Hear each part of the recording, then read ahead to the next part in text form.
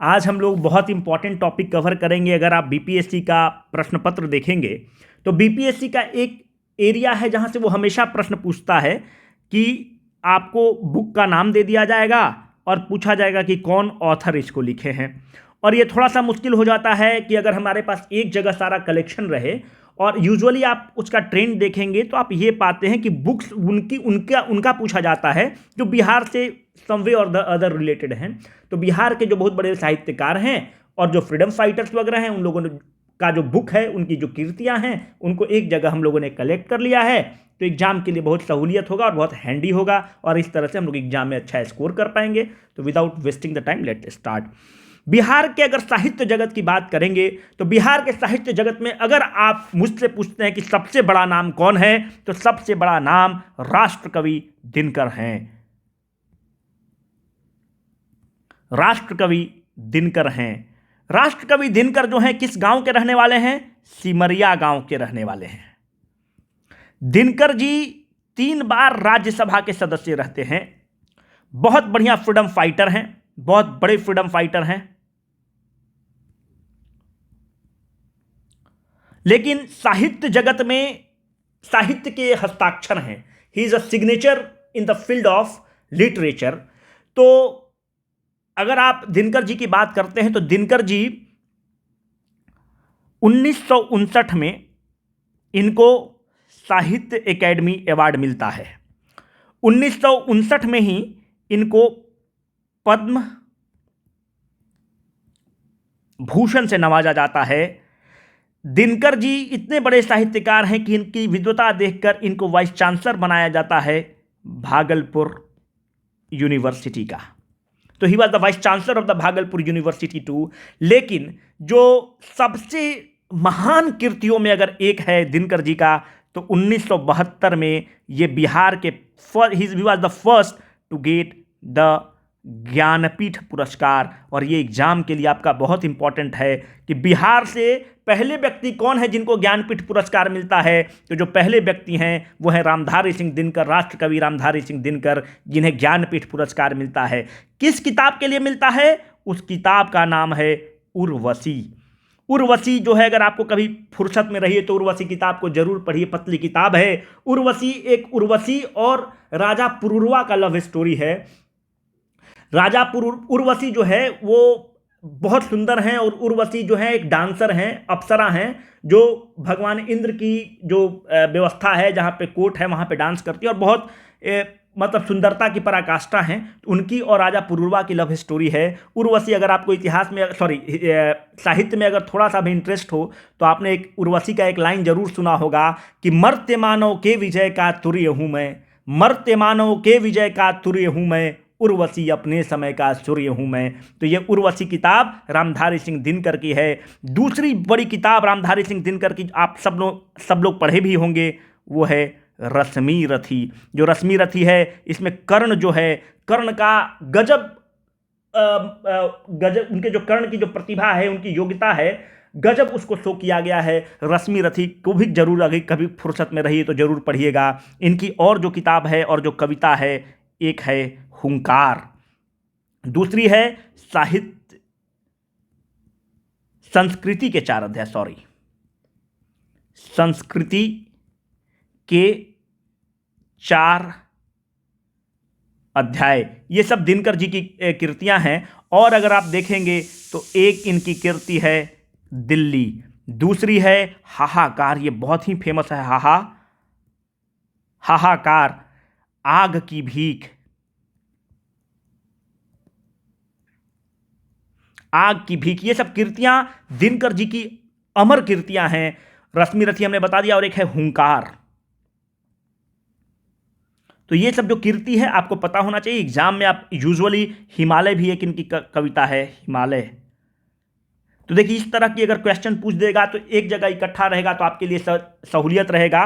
वो कौन कौन है? दिल्ली, हाहाकार, आग की भीख, हिमालय, हुंकार, हमने आपको बताया उर्वशी, रश्मि रथी, हुनकार तो लिख चुके, संस्कृति के 4 अध्याय। इतने काफ़ी हैं। अगर दिनकर जी के इन बुक्स को आप अगर एक जगह रखेंगे तो सारा क्वेश्चन कवर हो जाएगा। दूसरे हैं हमारे पहले राष्ट्रपति डॉक्टर राजेंद्र प्रसाद। डॉक्टर राजेंद्र प्रसाद की एक किताब बहुत फेमस हुई, उसका नाम है इकोनॉमिक्स ऑफ खादी। दूसरी किताब जो उनकी फेमस है वो है इंडिया डिवाइडेड। तीसरी किताब जो इनकी फेमस है वो है चंपारण में गांधी। चंपारण में गांधी। तो ये 3 किताब राजेंद्र प्रसाद की बहुत फेमस है और हमें लगता है कि इस चीज से आपको अच्छा ये बताइए कि जो इंडिया डिवाइडेड जो है, राजेंद्र प्रसाद किसको फादर ऑफ पाकिस्तान मानते हैं? जिन्ना को? क्या नहीं, डॉक्टर राजेंद्र प्रसाद मिंटो को फादर ऑफ पाकिस्तान मानते हैं। आपको मैं अगर पिछले लेक्चर्स को आप देखे होंगे तो हमने बताया है कि गवर्नमेंट ऑफ इंडिया एक्ट 1909 आता है, जिसको आप मॉर्ली मिंटो रिफॉर्म्स भी बोलते हैं। Morley Minto, Morley secretary of state रहते हैं जो लंदन में रहेंगे, मिंटो वाइसराय रहेंगे, और इसी में पहली बार सेपरेट इलेक्टोरेट फॉर मुस्लिम का जिक्र है। तो इस तरह की चीज़ों के लिए आप तैयार रहिए। तो मिंटो को राजेंद्र प्रसाद फादर ऑफ पाकिस्तान कहते हैं, ना कि जिन्ना को। तीसरा बहुत बड़े साहित्यकार हैं राम वृक्ष बेनीपुरी। जो बेनीपुरी जो नाम है ये इनके गांव का नाम है। इनका गांव का नाम है बेनीपुरी, और बेनीपुरी किस जिला में है? मुजफ्फरपुर में है। राम वृक्ष बेनीपुरी भी बहुत बड़े नाम हैं, और राम वृक्ष बेनीपुरी की एक कृति मैं आपको पहले बता चुका हूं कि ये जयप्रकाश जी के बहुत अच्छे मित्र हैं। एक किताब लिखते हैं जयप्रकाश, जिसके लिए आपको तैयार होना चाहिए। एग्जाम में कभी भी आपको देखने को मिल सकता है। बहुत बड़े साहित्यकार हैं। एक इनकी किताब है लाल तारा, दूसरा है माटी की मूर्ति। माटी की मूर्ति, पतितों का देश। पतितों, चूंकि बिहार से संबंधित है, बहुत बड़े नाम हैं, तो आपको पता तो होना ही इनकी किताब। और एग्जाम में हमेशा आपको मिल जाएगा कैदी की पत्नी। ठीक है, तो ये राम वृक्ष बेनीपुरी की ये सब कृतियां हैं। इससे ज़्यादा आपको जरूरत भी नहीं है। ज़्यादा देखिए, इन्फॉर्मेशन ओवरलोड भी नहीं करना है। ऐसा नहीं कि बहुत ज़्यादा इन्फॉर्मेशन ओवरलोड कर ले। इस किताब से ही प्रश्न पूछता है बीपीएससी। ऐसा नहीं कि कोई बहुत ही अनोखा किताब निकाला और पूछ लिया, ऐसा बिल्कुल नहीं करता। तो इतना आपको थोड़ा सा कर लीजिए। एक है फणीश्वर नाथ रेणु, अभी करंट में है इसलिए मैं थोड़ा सा बता दे रहा हूं। फणीश्वर नाथ रेणु। फणीश्वर नाथ रेणु कहां के रहने वाले हैं? अररिया जिला के रहने वाले हैं। रेणु के नाम पर जो इनका जो टाइटल है, यहां पर अररिया में रेणु पार्क बन रहा है। इस रेणु पार्क को आप मंकी पार्क भी कहते हैं। ये करंट का प्रश्न है। फणीश्वर नाथ रेणु की एक किताब है मैला आंचल। इसको second best book of literature Hindi साहित्य कहा जाता है। पहला गोदान को माना जाता है, दूसरा है मैला आंचल। इनकी एक और कृति बहुत ही महत्वपूर्ण है, उसका नाम है जुलूस। फणीश्वर नाथ रेणु की जो दूसरी बहुत बड़ी कृति है वो है जुलूस। तो ये थोड़ा सा ध्यान रखिए। राम वृक्ष, और एक है आचार्य, एक है विभूति किताब लिखा जाता है। विभूति, ये है आचार्य शिवपूजन सहाय के द्वारा। एक है किताब, उसका नाम है लुटेरा। जो लुटेरा किताब है वो एक साहित्यकार हैं सुयस, वो लिखते हैं। एक है फिरंगिया, किताब का नाम है। फिरंगिया के ऑथर हैं मनोरंजन प्रसाद सिंह। मनोरंजन प्रसाद सिंह। तो हमारे लगता है कि बिहार से जितना ये सब क्वेश्चंस है ना, तो इससे ज़्यादा बाहर क्वेश्चन नहीं जाता है। तो इतना में आपका सारा कवर हो जाएगा। अब थोड़ा सा नेशनल लेवल पे देख लेते हैं। नेशनल लेवल वाला भी बहुत क्वेश्चन पूछता है। जैसे आप देखेंगे, एक किताब है इंडिया इन ट्रांजिशन, जो एक किताब बहुत फेमस है और ना जाने आपको कभी भी किसी एग्जाम में मिल जाएगा। बहुत बड़े कम्युनिस्ट लीडर हुए और बहुत बड़े फ्रीडम फाइटर हुए, एम एन रॉय की किताब है इंडिया इन ट्रांजिशन। इसको ध्यान रखिएगा। ये किताब है दुर्गेश नंदनी। ये जो है बंकिम चंद्र चट्टोपाध्याय की किताब है, बंकिम चंद्र चटर्जी की किताब है। क्यों ये किताब का जिक्र होता है? इसलिए होता है कि बंकिम चंद्र चटर्जी की ये पहला नोवेल है, first Nobel of Bankim Chandra Chattopadhyay है, बंकिम चंद्र चटर्जी है। ठीक है, तो पहला नोबल है बंकिम चंद्र चटर्जी का दुर्गेश नंदनी, ये बहुत इंपॉर्टेंट है। मौलाना अबुल कलाम आज़ाद का हमारे जो 1940 वाला जो सेशन होता है, रामगढ़ सेशन, जो बिहार का 53वां सेशन होता है, उसकी अध्यक्षता अबुल कलाम आज़ाद करते हैं और देश के पहले शिक्षा मंत्री भी हैं। 1940 से 46 में कांग्रेस के अध्यक्ष रहते हैं लगातार। और ये भी ध्यान रखना होगा आपको कि ही is credited to be the youngest member to be the president of the Indian National Congress। 35 साल की उम्र में इंडियन नेशनल कांग्रेस के प्रेसिडेंट बन जाते हैं। ऑप्शन में आपको जवाहरलाल नेहरू रहेगा, आप ट्रिगर होंगे मारने के लिए जवाहरलाल नेहरू के लिए, और इस तरह से गलत कर बैठेंगे तो अच्छा है कि इट्स बेटर कि आप प्रिपेयर्ड रहें। तो यंगेस्ट रहे हैं अबुल कलाम आज़ाद। इनकी किताब बहुत ही सुंदर है, हमें उम्मीद है कि आप जरूर पढ़े होंगे। इंडिया विंस फ्रीडम, ये भी आपको एग्जाम में कभी ना कभी मिल जाएगा। एक किताब है गीता रहस्य। ये जो किताब है गीता रहस्य, ये तिलक का है। तिलक जी के एक बारे में बहुत ही इंपॉर्टेंट चीज़ है और एग्जाम में आपको मिल जाता है। He has never been the president of the Indian National Congress. He has never been the, देखिए इस तरह से तैयार रहने में कोई दिक्कत है नहीं।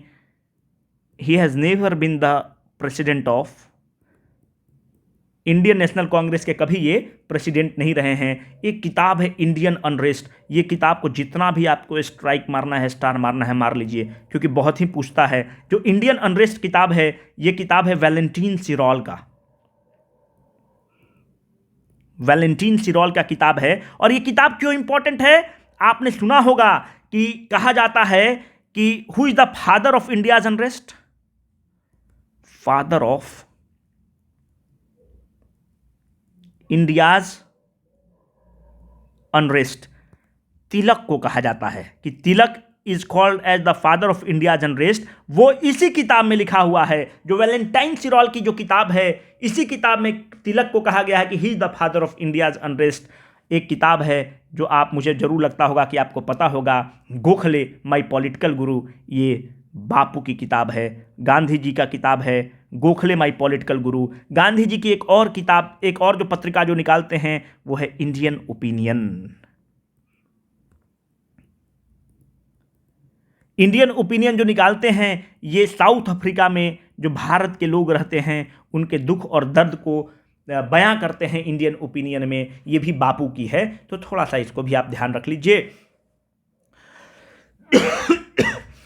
एक और किताब है जो यूजुअली बहुत फेमस है, वो है गांधी बनाम लेनिन। जो गांधी बनाम लेनिन है, यह है एस.ए. डांगे की किताब। और एस.ए. डांगे वाली किताब जो है, इसमें कंपेयर किया गया है कि लेनिन की फिलॉसफी, गांधी की फिलॉसफी दोनों एक कैसे है, दोनों को इक्वेट किया गया है। पर हमें पता रहना चाहिए कि गांधी बनाम लेनिन जो किताब है, एस.ए. डांगे की है। और अच्छा, इंडिया फॉर इंडियंस एक किताब है, इंडिया फॉर इंडियंस। ये जो किताब है, ये चित्तरंजन दास की किताब है।